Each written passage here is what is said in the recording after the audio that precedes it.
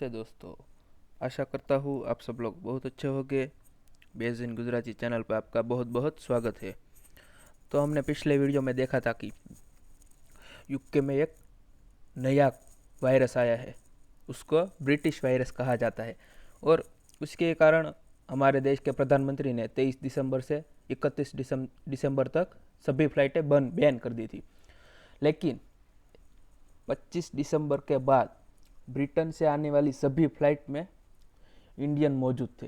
इसका मतलब है, एक न्यूज़ के मुताबिक करीबन 30 से 33 हज़ार इंडियन ब्रिटेन से वापस भारत आए हैं। उसी के कारण हमारे देश में कल की बात करूँ तो 7 नए पेशेंट इस ब्रिटिश वायरस से इफेक्टेड होकर आए हैं और हमारे इस डीएनए के पार्ट में वो इफेक्ट हो गए। और यह शंका कुशंका बताई जा रही है कि जो ब्रिटेन से भारत में आया है उसका जेनोम सिक्वेंसिंग होगा।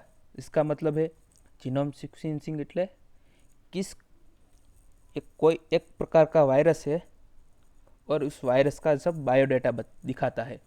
और इस संक्रमण ज़्यादा बढ़ रहा है, लेकिन उसके कारण इतनी मौतें नहीं हो रही थी जो पहले के वायरस के मुताबिक होती थी।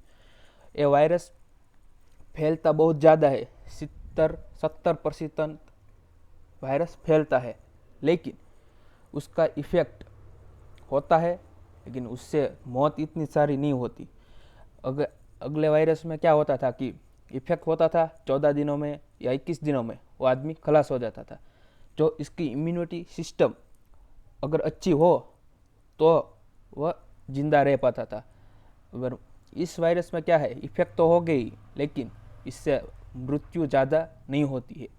और इसके बाद 33 हज़ार लोगों का जीनोम सीक्वेंसिंग होगा।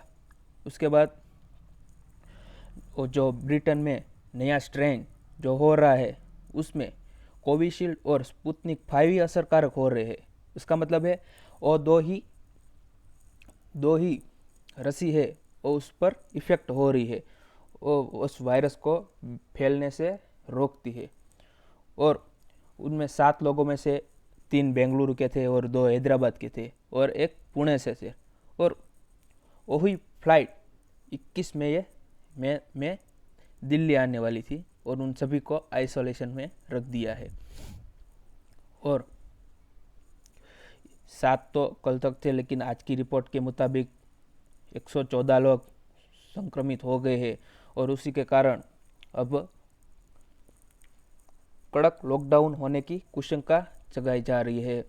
और उसके बाद ये देख रहे हैं, हमारे ये भारतीय लोग हैं वो ब्रिटेन से वापस आए थे और उसको आइसोलेट किया गया है।